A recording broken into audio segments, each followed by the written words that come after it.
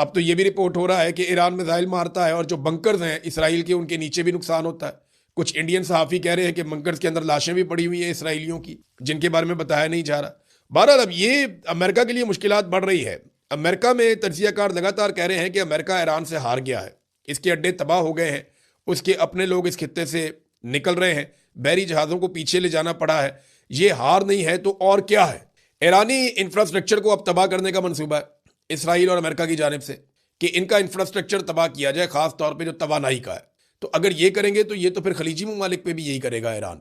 देखिए, अगर आप ईरान से उसके तेल के कुएं जला देंगे, उसकी रिफाइनरीज जो है उनको तबाह बर्बाद कर देंगे, और ये सब अगर आप ईरान में करेंगे तो ईरान उसका बदला कहीं तो लेगा कि अगर हमारा कुछ नहीं बचेगा तो किसी का भी कुछ नहीं बचेगा। तो इससे फिर दुनिया कई सालों तक बाहर नहीं आ सकेगी, बहुत सीरियस इशू हो जाएगा। मिडल ईस्ट के तेल के ऊपर पूरी दुनिया का बहुत बड़ी हद तक इन्हिसार है। अब ये एक बहुत बड़ा जुआ है कि इसराइल और अमेरिका खेलते हैं या नहीं। डोनाल्ड ट्रंप की धमकियां अभी भी जारी है, ईरान उनको सीरियस ले नहीं रहा, वो वापस जवाब देता है उनको, जबकि नेतन्याहू गायब है। आज तीसरा दिन शुरू हो गया, नेतन्याहू की कोई फुटेज अभी तक तो मैंने नहीं देखी जब मैं वीडियो रिकॉर्ड कर रहा हूँ, ना मैंने उसका कोई स्टेटमेंट सुना है, बल्कि अमेरिका से कुछ बड़े अहम लोगों ने नेतन्याहू के साथ और एक इसराइली लोगों के साथ बड़ी अहम मीटिंग्स रखी हुई थी। ये लोग ट्रेवल करने वाले थे और इनका ट्रेवल भी मनसूख हो गया। तो अभी तक नेतन्याहू के हवाले से कोई कंक्रीट एविडेंस या खबर नहीं है कि उसके साथ क्या हुआ, वो जिंदा है, मर गया है, जख्मी है, छुपा हुआ है या किसी और मुश्किल में है। लेकिन ये जरूर सबको पता है कि नेतन्याहू 3 दिन से मंजर से थोड़ा हटा हुआ है। मंजर पे वापस कब आएगा इसके बारे में आप कुछ कह नहीं सकते। बहरहाल ईरानी इकदाम मैं आपको थोड़े से बता देता हूँ जो उन्होंने गुज़िश्ता 24-48 घंटों में किए। एक तो ईरान ना बहुत बड़े रकबे से मिसाइल दागता है। ईरान का रकबा बहुत बड़ा है, यूरोप के कई ममालिक मिला दें तो इतना बड़ा ईरान बनता है। अब वो अलग अलग जगहों पे उन्होंने अपने सिस्टम लगाए हुए, वो कहीं से अटैक करता है, वहां से निकल जाते हैं, उधर से अटैक करता है, अलग अलग जगह से मिसाइल और ड्रोन वो लॉन्च करते हैं ट्रकों के जरिए से। तो आप उनके लॉन्चर्स को तबाह नहीं कर सकते, जितनी देर में वो लॉन्च करते हैं आप पहुंचते हैं वो निकल जाते हैं। तो ईरान का रकबा इतना बड़ा है कि आइडेंटिफाई करना जगह का और वहां पहुंचना, ये अमेरिका और इसराइल के लिए एक मुश्किल काम है। फिर आबनाए हरमज की जो बंदिश की है ईरान ने, वो अमेरिका के लिए एक बड़ी बेइज्जती की बात बन गई है कि इतनी बड़ी बड़ी बातें करते थे और समंदर का एक रास्ता नहीं खुलवा पा रहे। बल्कि जिन जहाज़ों की बात डोनाल्ड ट्रंप रोज़ाना करते थे कि वो जहाज़ आ रहे हैं, वो जहाज़ वापस चले गए पीछे कि तबाही ना हो जाए, और आबनाए हरमज जिसको खुलवाना था वो खुलवा ही नहीं पा रहे। ईरान कहता है आकर दिखाओ, वो जो वहाँ पे आता है उनका जो अमेरिकन रिलेटेड कोई चीज़ आती है उसको वो आग लगा देते हैं, उस पर मिसाइल मारते हैं, ड्रोन मारते हैं। तो ईरान ने जो है वो जो चैलेंज किया कि आबनाए हरमज को खुलवाओ, वो खुलवा नहीं पा रहे। ये बहुत बड़ा चैलेंज है खलीजी ममालिक के लिए, और खलीजी ममालिक इस आबनाए हरमज को खुलवाने के लिए अमेरिका की तरफ देख रहे हैं कि जनाब इसको खुलवाएं, आपने लड़ाई की है तो ये बंद हो गई है। तो ये बड़ी सुबकी और शर्मिंदगी की बात है अमेरिका की कि वो अब तक इसको नहीं खुलवा पा रहा। डोनाल्ड ट्रंप रोजाना धमकियां लगाता है लेकिन खुलवा नहीं पा रहा। माजी में ईरान के ड्रोन्स को या मिसाइलों को जो आग का दरिया अबूर करके जाना पड़ता था इसराइल तक, अब सूरत हाल वैसी नहीं है। मैंने आपको अभी थोड़ी देर पहले भी बताया कि काफ़ी ज़्यादा उन्होंने डैमेज किया है, मुकम्मल तौर पर तो नहीं कर पाए लेकिन काफ़ी डैमेज किया है फ़िज़ाई दिफाई निज़ाम को जो मशरिक़ वस्ता में लगाया गया था अमेरिका की जानिब से और इसराइल के पास भी था। तो अब जो है वो ईरान के लिए मुश्किलात उतनी नहीं है। अब वो अपने महंगे और वज़नी हथियार इस्तेमाल करना शुरू हुआ है। तादाद कम है लेकिन ये हथियार ज़्यादा लीथल हैं, ज़्यादा ख़तरनाक है। नाज़रीन, इस वक्त सबसे ज़्यादा दबाव जो है वो अरब ममालिक पे है।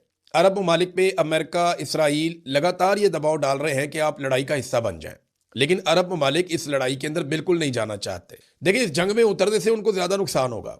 अरब जब इस जंग में उतरेंगे तो दिफाई निज़ाम तो तकरीबन ख़राब हो चुके हैं और वो इतना फंक्शनल नहीं है। तो ईरान फिर अरबों के साथ जब लड़ाई में उतरेगा तो दोनों एक दूसरे को मारेंगे। इसमें जो जितना कीमती है उसका उतना नुकसान होगा। यानी अरब ममालिक बहुत तरक्की याफ्ता है, उन्होंने बड़ी शानदार चीज़ें बनाई हुई हैं। ईरान जो है वो उतना तरक्की याफ्ता नहीं है, उतनी शानदार चीज़ें नहीं बनाई हुई। फिर ईरान ने अपने आप को डेवलप किया एक दिफाई नुक्ता नज़र से, क्योंकि वो कई दहाइयों से अमेरिका के साथ लड़ाई में है, सर जंग में है। जबकि अरब ममालिक ने अपने आप को डेवलप किया था सिर्फ तरक्याती नुक्ता नज़र से, तो उनका ज़्यादा नुकसान हो जाएगा। वो लड़ाई में उतरना नहीं चाहते। ये आपस में लड़ेंगे तो मगरबी ममालिक इन्हें महंगे हथियार बेचेंगे, उनका तो मुनाफा होगा ना, लेकिन नुकसान किसका होगा? मिडल ईस्ट का, ईरान का। और दूसरा, ये जो अरब ममालिक हैं ये ईरान की मजबूरी भी समझते हैं और ख़ुद भी कुछ हद तक ये मजबूर है। अमरीकी हैरान है कि ये अभी तक जंग में उतरे क्यों नहीं है। उनका अंदाज़ा गलत साबित हो गया। देखिए, एक शिया सुन्नी डिवाइड तो है अरब ममालिक में और ईरान के अंदर। तो अमेरिका इससे फ़ायदा भी उठाना चाहता था, इसराइल भी इससे फ़ायदा उठाना चाहता था, लेकिन हुआ क्या? हुआ ये कि जैसे ही इसराइल ने और अमेरिका ने हमला किया तो ये जो शिया सुन्नी डिवाइड है ये कमजोर पड़ गई, बल्कि खत्म हो गई फॉर द टाइम बीइंग। यानी अभी कोई शिया सुन्नी डिवाइड नहीं है। अगर ईरान किसी जगह पे अमेरिकन को नुकसान पहुंचाता है तो अरब ममालिक में लोग खुश होते हैं। अरब शहरी भी बाद वीडियो ऐसी हैं कि वो खुश होते हैं। तो ये बात भी अमेरिका के लिए हैरानकुन है और अरब हुक्मरान ये जानते हैं कि अवामी रद्द-ए-अमल से भी उनको बचना है। ईरान कहता है जी हम तो सिर्फ वहां मारते हैं जहां से हमारे ऊपर अटैक किया जाता है, हम अमरीकी असासों को निशाना बनाते हैं अरब ममालिक में और इसराइल के ऊपर अटैक करते हैं। तो हम अरब भाइयों को कुछ भी नहीं कहते, वो बार बार भाई कह के मुखातिब करते हैं। लेकिन दूसरी तरफ उस दबाव को जो लगातार अरब मुल्कों के ऊपर आ रहा है उसको टैकल भी करना है। तो दबाव को टैकल करने के लिए रोजाना एक आधा अरब मुल्क एक वार्निंग जारी कर देता है। पहले सऊदी अरब ने वार्निंग जारी की थी, अब कतर ने वार्निंग जारी कर दी है और उन्होंने कहा जी कतर मुज़ाकरात पर यकीन रखता है मगर आइंदा हमले की सूरत में जवाब दिया जाएगा। लेकिन ईरान लगातार अटैक कर रहा है। जो अमरीकी एसेट्स हैं इस खित्ते के अंदर या अमरीकी अड्डे हैं उनके ऊपर वो अटैक कर रहा है और अमेरिकन को वापस जाना पड़ा। ये एक शिकस्त है, ये शिकस्त नहीं है तो और क्या है, अमेरिकन खुद इसको मान रहे हैं। एक और चीज नाजरीन मैं आपके सामने रखना चाहता हूं, इस पे जरा आप थोड़ा सा गौर कीजिएगा। डोनाल्ड ट्रंप का एक स्टेटमेंट आया जिसमें डोनाल्ड ट्रंप ने कहा कि मैंने अपने फौजियों से कहा, और बड़ी खुशी खुशी बता रहा था, लोग हंस रहे थे कि ये जहाज काबू करने चाहिए था, हमने 46 जहाज डुबो दिए ईरान के। वो डोनाल्ड ट्रंप कह रहा था, पता नहीं दावा ठीक है या नहीं। वो तो पाकिस्तानी तैयारे भी 6 से बढ़ा के 11 तक ले गया था। जो हमने इंडिया के गिराए थे वो 6 से 11 तक ले जा सकता है। जो पाकिस्तान ने इंडिया के गिराए तो अपने कहां तक ले जाएगा इसका तो हम अंदाजा भी नहीं कर सकते। बहरहाल डोनाल्ड ट्रंप साहब ने गेम उठाई हुई थी, लोग हंस रहे थे कि 46 हमने उनके जहाज डुबो दिए। तो मैंने उन्हें कहा कि वो जहाज क्या इतने खराब थे? उन्होंने कहा नहीं बड़े अच्छे जहाज थे। तो मैंने कहा कि हमें उन्हें काबू करना चाहिए था, हमारे काम आते, हमें उन्हें पकड़ना चाहिए था जहाज़ों को, हमें उन्हें अपने काबू में लेना चाहिए था। लेकिन इसके ऊपर जो है वो बहुत सारे लोग लतीफ़ खोसा पे तनकीद कर रहे हैं कि उनकी तैयारी क्यों नहीं थी। इससे पहले इमरान खान साहब ने भी एक दफ़ा कहा था कि तैयारी करके आना चाहिए लतीफ़ खोसा साहब को, और ये खबर ज़ुबैर अली खान साहब ने उस वक्त दी थी। लतीफ़ खोसा साहब बड़े शानदार, बहुत बड़े वकील हैं, बड़ा नाम है उनका फौजदारी मुकदमात में और पाकिस्तान के अंदर जाने माने वकला में से एक है। उनकी अदलिया के लिए बड़ी कुर्बानियां भी हैं, बड़े जमहूरी आदमी है, दबंग आदमी है लतीफ़ खोसा साहब। लेकिन यहाँ उनकी तैयारी होनी चाहिए थी। अच्छा, अब कई लोग इसको ऐसे ले रहे हैं जैसे आज उनकी तैयारी होती तो इमरान खान साहब बाहर आ जाते। ऐसा नहीं है। आसिम मुनीर साहब इमरान खान साहब को नहीं छोड़ेंगे जब तक कि उन्हें ये यकीन नहीं आ जाएगा कि उनकी अपनी किसी किस्म की कोई मुसीबत खड़ी नहीं होने जा रही। यानी वो इमरान खान साहब को आसिम मुनीर साहब ऐसे नहीं छोड़ेंगे, ये सब जानते हैं, सबको पता है और इमरान खान साहब को भी इस बात का पता है। जब तक कि कोई बहुत बड़ा दबाव नहीं पड़ेगा अवामी सतह का या इमरान खान साहब की जानिब से या बैरूनी तौर पर कोई बहुत बड़ा दबाव नहीं आ जाता तो तब तक इमरान खान साहब को नहीं छोड़ेंगे। या तो अदलिया जो है वो इंसाफ देना शुरू कर दे, ये तो आप समझे पाकिस्तान के अंदर अब सिलसिला ही खत्म हो गया, या फिर इमरान खान साहब को डील करनी पड़ेगी या कोई बहुत बड़ा दबाव डालना पड़ेगा। दोनों में से कोई एक चीज़ करनी पड़ेगी। तो इसके बगैर तो कोई बीच का रास्ता तो दिखाई देता नहीं है। हालांकि बीच का रास्ता निकल सकता है कि पाकिस्तान में डेमोक्रेसी आ जाए, आप दोबारा पाकिस्तान में इलेक्शन करवा ले। भाई एक लीडर को आपने पीस के रख दिया, आपने उसकी पार्टी को तबाह बर्बाद कर दिया और मुल्क का बेड़ा गर्क कर दिया, आपने हर चीज़ आपने तबाह बर्बाद कर दी, तो अब आपने और क्या निकालना है? अवाम आज भी इमरान खान के साथ खड़ी है। इमरान खान की दुश्मनी में आपने हर चीज़ तबाह कर दी है, मुल्क को गिरवी रख दिया है, खुद मुख्तारी अपनी दांव पे लगा दी है, मगर कोई फ़ायदा आपको हुआ नहीं। तो ये एक फ़ौज के अंदर से भी दबाव आना चाहिए, सबको मिलकर ये बात करनी चाहिए, यार बस कर दो ना। क्या करना है आपने पाकिस्तान के साथ? पूरा मुल्क आपने गिरवी रख दिया है। फैसले आप करते हैं, कौम को पता ही नहीं होता आप क्या फैसले कर रहे हैं। वहाँ कौमी असम्बली में खड़े होकर महमूद खान अचकज़ई कहते हैं और साफ खड़े होकर कहते हैं जनाब पार्लियामेंट जानती नहीं है कि क्या हो रहा है। आप सऊदी अरब के साथ क्या मुआहदा करके आए हैं, पार्लियामेंट को पता ही नहीं है, आपने बताया ही नहीं। बोर्ड ऑफ पीस में आप क्या गुल खिला रहे हैं वो भी नहीं पता कौम को। फिर लीबिया में जो दौरे आपने किए हैं वहाँ पे जाके खलीफा अफ्तार को आप मिलकर आप क्या करके आए हैं, किस किस्म के मुआहदे कर रहे हैं, किससे क्या बात कर रहे हैं? पाकिस्तान की पॉलिसी पाकिस्तान के अवामी नुमाइंदे बनाएंगे, ये कायदे आज़म ने कहा था। इधर जनाब आर्मी चीफ जाते हैं, मुलाकातें करते हैं, पॉलिसी बनाते हैं, कौम को पता ही कुछ नहीं होता, अवामी नुमाइंदे बिल्कुल गूंगे बहरे होकर बैठे हुए हैं। तो अचकज़ई साहब ने कहा बंद कर दें फिर इसको, पार्लियामान को, शहबाज शरीफ को सारी ज़िंदगी के लिए वज़ीर आज़म बना दें, हम में से कोई मर जाए तो उसकी जगह पे इलेक्शन करवा दें, बस इस तरह कर लें फिर आप। क्योंकि पार्लियामेंट का तो फ़ायदा ही कोई नहीं है, पार्लियामेंट में बात ही कोई नहीं हो रही, डिस्कशन ही कोई नहीं हो रही। और जो लोग डिस्कशन करते हैं या करना चाहते हैं, देखें ना, ये अवाम की मुंतखब हुकूमत नहीं है। तो जो हुकूमत अवाम की नहीं है वो अवामी फैसले कैसे कर सकती है, वो पाकिस्तान की खारजा पॉलिसी कैसे बना सकती है?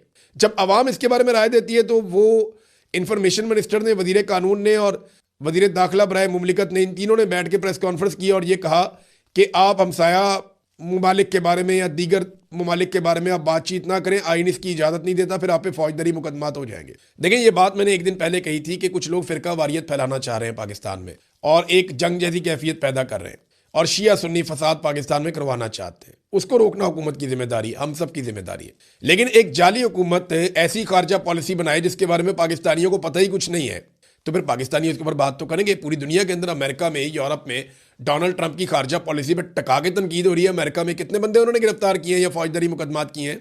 वो जंग लड़ रहा है, उन्होंने क्या किया वहां पे? कुछ भी नहीं किया।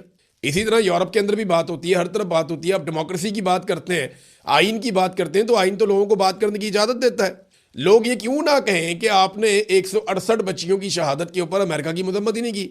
अमेरिका के अंदर अमेरिका की मजम्मत हो रही है, लेकिन हमारा अर्दली वजीर आजम जो है वो मजम्मत नहीं कर रहा। वो अमेरिका का नाम लेने के लिए भी तैयार नहीं। हुकूमत शर्मिंदा है, हुकूमत के पास पॉलिसी कोई नहीं है। हुकूमत को समझ ही नहीं आ रही कि अब करना क्या है। कुछ अकाउंट्स जो है वो नफरत फैला रहे हैं और इनको रोकना चाहिए, हम सबको मिलकर रोकना चाहिए। लेकिन याद रखिएगा, इसके अंदर हुकूमत के भी कुछ लोग शामिल हैं जो जानबूझकर एक तासुर क्रिएट कर रहे हैं और खित्ते की जो लड़ाई है उसको पाकिस्तान के अंदर एक तरीके से ड्रैग करके ला रहे हैं। ये डाइवर्जन लगाने के चक्रों में रहते हैं। पेट्रोल आलमी मंडियों में सस्ता हो गया, तुम भी सस्ता कर दो भाई।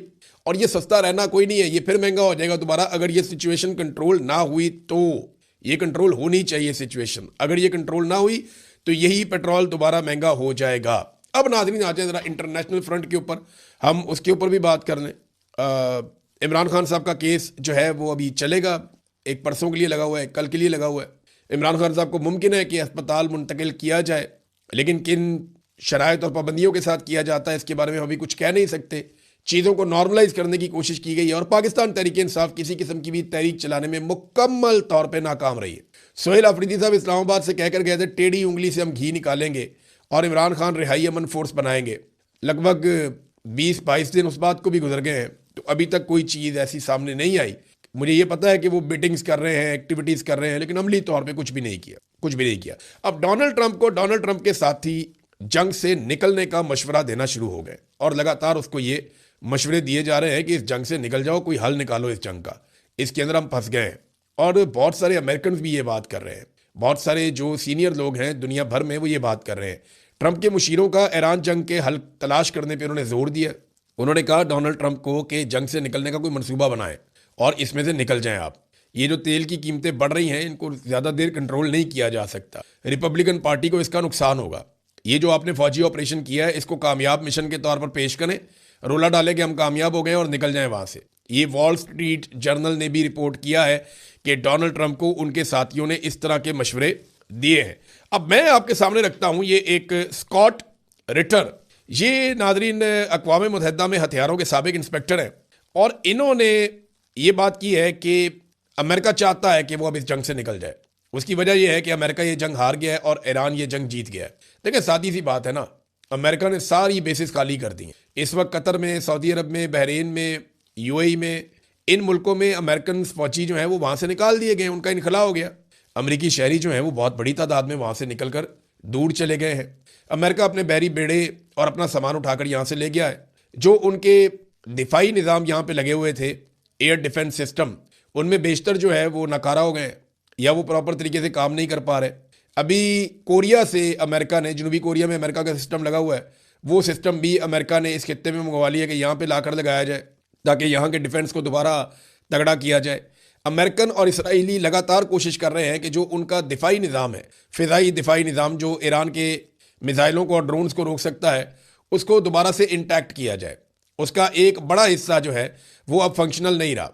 ईरान ने ना लड़ाई के पहले 10 दिनों में जो अचीव किया वो ये है कि उन्होंने जो अमेरिका और इसराइल की जानिब से इस खित्ते में लगाया गया एक फ़िज़ाई दिफाई निज़ाम का जाल था उसको तोड़ा है और उसमें ऐसी जगह बना ली है जहाँ से अब वो अटैक कर सकता है। उसके बाद बहुत सारी अब इंफॉर्मेशन है और ये चाइना और रशिया की मदद से उसको हासिल हुई है। सैटेलाइट के ज़रिए से, इंफॉर्मेशन के ज़रिए से, इंटेलिजेंस के ज़रिए से ईरान वो कुछ जानता है जो उसके लिए ज़रूरी है और उसने बहुत सारी ऐसी कमज़ोरियाँ भांप ली हैं अमेरिका की और इसराइल की जिनका वो फ़ायदा उठा सकता है 10 दिन में। इन्होंने बहुत सारे ड्रोन ऐसे भेजे हैं जिनको डिकॉयज आप कह सकते हैं, यानी ये डमी है, ऐसे भेजे हैं मिसाइल ड्रोन जिनको अटैक किया गया इंटरसेप्टर्स की जानिब से और इनके ऊपर अरबों रुपया लगा दिया गया और कोई फ़ायदा नहीं हुआ। जबकि ईरान ने अपने बेहतरीन हथियार बचा कर रखे और अब जब वो मिसाइल मारता है तो बहुत बड़ी तबाही होती है। अब तो ये भी रिपोर्ट हो रहा है कि ईरान मिसाइल मारता है और जो बंकर्स हैं इसराइल के, उनके नीचे भी नुकसान होता है। कुछ इंडियन सहाफ़ी कह रहे हैं कि बंकर्स के अंदर लाशें भी पड़ी हुई हैं इसराइलियों की, जिनके बारे में बताया नहीं जा रहा। बहरहाल अब ये अमेरिका के लिए मुश्किलात बढ़ रही है। अमेरिका में तजियाकार लगातार कह रहे हैं कि अमेरिका ईरान से हार गया है, इसके अड्डे तबाह हो गए हैं, उसके अपने लोग इस खित्ते से निकल रहे हैं, बहरी जहाज़ों को पीछे ले जाना पड़ा है। ये हार नहीं है तो और क्या है? ईरानी इंफ्रास्ट्रक्चर को अब तबाह करने का मंसूबा है इसराइल और अमेरिका की जानिब से कि इनका इंफ्रास्ट्रक्चर तबाह किया जाए, खास तौर पे जो तवानाई का है। तो अगर ये करेंगे तो ये तो फिर खलीजी ममालिक पे भी यही करेगा ईरान। देखिए, अगर आप ईरान से उसके तेल के कुएं जला देंगे, उसकी रिफाइनरीज जो है उनको तबाह बर्बाद कर देंगे, और ये सब अगर आप ईरान में करेंगे तो ईरान उसका बदला कहीं तो लेगा कि अगर हमारा कुछ नहीं बचेगा तो किसी का भी कुछ नहीं बचेगा। तो इससे फिर दुनिया कई सालों तक बाहर नहीं आ सकेगी, बहुत सीरियस इशू हो जाएगा। मिडिल ईस्ट के तेल के ऊपर पूरी दुनिया का बहुत बड़ी हद तक इन्हिसार है। अब ये एक बहुत बड़ा जुआ है कि इसराइल और अमेरिका खेलते हैं या नहीं। डोनाल्ड ट्रंप की धमकियां अभी भी जारी है, ईरान उनको सीरियस ले नहीं रहा, वो वापस जवाब देता है उनको, जबकि नेतन्याहू गायब है। आज तीसरा दिन शुरू हो गया, नेतन्याहू की कोई फुटेज अभी तक तो मैंने नहीं देखी जब मैं वीडियो रिकॉर्ड कर रहा हूँ, ना मैंने उसका कोई स्टेटमेंट सुना है, बल्कि अमेरिका से कुछ बड़े अहम लोगों ने नेतन्याहू के साथ और एक इसराइली लोगों के साथ बड़ी अहम मीटिंग्स रखी हुई थी। ये लोग ट्रेवल करने वाले थे और इनका ट्रेवल भी मनसूख हो गया। तो अभी तक नेतन्याहू के हवाले से कोई कंक्रीट एविडेंस या खबर नहीं है कि उसके साथ क्या हुआ, वो जिंदा है, मर गया है, जख्मी है, छुपा हुआ है या किसी और मुश्किल में है। लेकिन ये ज़रूर सबको पता है कि नेतन्याहू 3 दिन से मंजर से थोड़ा हटा हुआ है। मंजर पे वापस कब आएगा इसके बारे में आप कुछ कह नहीं सकते। बहरहाल ईरानी इकदाम मैं आपको थोड़े से बता देता हूँ जो उन्होंने गुज़िश्ता 24-48 घंटों में किए। एक तो ईरान ना बहुत बड़े रकबे से मिसाइल दागता है, ईरान का रकबा बहुत बड़ा है, यूरोप के कई ममालिक मिला दें तो इतना बड़ा ईरान बनता है। अब वो अलग अलग जगहों पे उन्होंने अपने सिस्टम लगाए हुए, वो कहीं से अटैक करता है, वहाँ से निकल जाते हैं, उधर से अटैक करता है, अलग अलग जगह से मिसाइल और ड्रोन वो लॉन्च करते हैं ट्रकों के जरिए से। तो आप उनके लॉन्चर्स को तबाह नहीं कर सकते, जितनी देर में वो लॉन्च करते हैं आप पहुँचते हैं वो निकल जाते हैं। तो ईरान का रकबा इतना बड़ा है कि आइडेंटिफाई करना जगह का और वहाँ पहुँचना ये अमेरिका और इसराइल के लिए एक मुश्किल काम है। फिर आबनाए हरमज़ की जो बंदिश की है ईरान ने, वो अमेरिका के लिए एक बड़ी बेइज्जती की बात बन गई है कि इतनी बड़ी बड़ी बातें करते थे और समंदर का एक रास्ता नहीं खुलवा पा रहे। बल्कि जिन जहाज़ों की बात डोनाल्ड ट्रंप रोज़ाना करते थे कि वो जहाज़ आ रहे हैं, वो जहाज़ वापस चले गए पीछे कि तबाही ना हो जाए, और आबनाए हरमज़ जिसको खुलवाना था वो खुलवा ही नहीं पा रहे। ईरान कहता है आकर दिखाओ, वो जो वहाँ पे आता है उनका जो अमेरिकन रिलेटेड कोई चीज़ आती है उसको वो आग लगा देते हैं, उस पर मिसाइल मारते हैं, ड्रोन मारते हैं। तो ईरान ने जो है वो जो चैलेंज किया कि आबनाए हरमज़ को खुलवाओ, वो खुलवा नहीं पा रहे। ये बहुत बड़ा चैलेंज है खलीजी ममालिक के लिए, और खलीजी ममालिक इस आबनाए हरमज़ को खुलवाने के लिए अमेरिका की तरफ देख रहे हैं कि जनाब इसको खुलवाएं, आपने लड़ाई की है तो ये बंद हो गई है। तो ये बड़ी सुबकी और शर्मिंदगी की बात है अमेरिका की कि वो अब तक इसको नहीं खुलवा पा रहा। डोनाल्ड ट्रंप रोजाना धमकियां लगाता है लेकिन खुलवा नहीं पा रहा। माजी में ईरान के ड्रोन्स को या मिसाइलों को जो आग का दरिया अबूर करके जाना पड़ता था इसराइल तक, अब सूरत हाल वैसी नहीं है। मैंने आपको अभी थोड़ी देर पहले भी बताया कि काफ़ी ज़्यादा उन्होंने डैमेज किया है, मुकम्मल तौर पे तो नहीं कर पाए लेकिन काफ़ी डैमेज किया है फ़िज़ाई दिफाई निज़ाम को जो मशरिक़ वस्ता में लगाया गया था अमेरिका की जानिब से और इसराइल के पास भी था। तो अब जो है वो ईरान के लिए मुश्किलात उतनी नहीं है, अब वो अपने महंगे और वज़नी हथियार इस्तेमाल करना शुरू हुआ है। तादाद कम है लेकिन ये हथियार ज़्यादा लीथल है, ज़्यादा ख़तरनाक है। नाज़रीन, इस वक्त सबसे ज़्यादा दबाव जो है वो अरब ममालिक पे है। अरब ममालिक पे अमेरिका, इसराइल लगातार ये दबाव डाल रहे हैं कि आप लड़ाई का हिस्सा बन जाएं, लेकिन अरब ममालिक इस लड़ाई के अंदर बिल्कुल नहीं जाना चाहते। देखिए, इस जंग में उतरने से उनको ज़्यादा नुकसान होगा। अरब जब इस जंग में उतरेंगे तो दिफाई निज़ाम तो तकरीबन ख़राब हो चुके हैं और वो इतना फंक्शनल नहीं है। तो ईरान फिर अरबों के साथ जब लड़ाई में उतरेगा तो दोनों एक दूसरे को मारेंगे, इसमें जो जितना कीमती है उसका उतना नुकसान होगा। यानी अरब ममालिक बहुत तरक्की याफ्ता है, उन्होंने बड़ी शानदार चीज़ें बनाई हुई हैं। ईरान जो है वो उतना तरक्की याफ्ता नहीं है, उतनी शानदार चीज़ें नहीं बनाई हुई। फिर ईरान ने अपने आप को डेवलप किया एक दिफाई नुक्ता नज़र से, क्योंकि वो कई दहाइयों से अमेरिका के साथ लड़ाई में है, सर जंग में है, जबकि अरब ममालिक ने अपने आप को डेवलप किया था सिर्फ तरक्याती नुक्ता नज़र से। तो उनका ज़्यादा नुकसान हो जाएगा, वो लड़ाई में उतरना नहीं चाहते। ये आपस में लड़ेंगे तो मगरबी ममालिक इन्हें महंगे हथियार बेचेंगे, उनका तो मुनाफा होगा ना, लेकिन नुकसान किसका होगा? मिडिल ईस्ट का, ईरान का। और दूसरा, ये जो अरब ममालिक हैं ये ईरान की मजबूरी भी समझते हैं और ख़ुद भी कुछ हद तक ये मजबूर है। अमरीकी हैरान है कि ये अभी तक जंग में उतरे क्यों नहीं है, उनका अंदाज़ा गलत साबित हो गया। देखिए, एक शिया सुन्नी डिवाइड तो है अरब ममालिक में और ईरान के अंदर, तो अमेरिका इससे फ़ायदा भी उठाना चाहता था, इसराइल भी इससे फ़ायदा उठाना चाहता था। लेकिन हुआ क्या? हुआ ये कि जैसे ही इसराइल ने और अमेरिका ने हमला किया तो ये जो शिया सुन्नी डिवाइड है ये कमज़ोर पड़ गई, बल्कि ख़त्म हो गई फॉर द टाइम बीइंग। यानी अभी कोई शिया सुन्नी डिवाइड नहीं है। अगर ईरान किसी जगह पे अमेरिकन को नुकसान पहुंचाता है तो अरब ममालिक में लोग खुश होते हैं। अरब शहरी भी बाद वीडियोज़ ऐसी हैं कि वो खुश होते हैं। तो ये बात भी अमेरिका के लिए हैरानकुन है और अरब हुक्मरान ये जानते हैं कि अवामी रद्द-ए-अमल से भी उनको बचना है। ईरान कहता है जी हम तो सिर्फ वहाँ मारते हैं जहाँ से हमारे ऊपर अटैक किया जाता है। हम अमरीकी असासों को निशाना बनाते हैं अरब ममालिक में और इसराइल के ऊपर अटैक करते हैं। तो हम अरब भाइयों को कुछ भी नहीं कहते, वो बार बार भाई कह के मुखातिब करते हैं। लेकिन दूसरी तरफ उस दबाव को जो लगातार अरब मुल्कों के ऊपर आ रहा है उसको टैकल भी करना है। तो दबाव को टैकल करने के लिए रोजाना एक आधा अरब मुल्क एक वार्निंग जारी कर देता है। पहले सऊदी अरब ने वार्निंग जारी की थी, अब कतर ने वार्निंग जारी कर दी है और उन्होंने कहा जी कतर मुज़ाकरात पर यकीन रखता है मगर आइंदा हमले की सूरत में जवाब दिया जाएगा। लेकिन ईरान लगातार अटैक कर रहा है। जो अमरीकी एसेट्स हैं इस खित्ते के अंदर या अमरीकी अड्डे हैं उनके ऊपर वो अटैक कर रहा है और अमेरिकन को वापस जाना पड़ा। ये एक शिकस्त है, ये शिकस्त नहीं है तो और क्या है, अमेरिकन खुद इसको मान रहे हैं। एक और चीज़ नाजरीन मैं आपके सामने रखना चाहता हूँ, इस पर ज़रा आप थोड़ा सा गौर कीजिएगा। डोनाल्ड ट्रंप का एक स्टेटमेंट आया जिसमें डोनाल्ड ट्रंप ने कहा कि मैंने अपने फौजियों से कहा, और बड़ी खुशी खुशी बता रहा था, लोग हंस रहे थे कि ये जहाज काबू करने चाहिए था, हमने 46 जहाज डबो दिए ईरान के। वो डोनाल्ड ट्रंप कह रहा था, पता नहीं दावा ठीक है या नहीं। वो तो पाकिस्तानी तैयारे भी 6 से बढ़ा के 11 तक ले गया था। जो हमने इंडिया के गिराए थे वो 6 से 11 तक ले जा सकता है।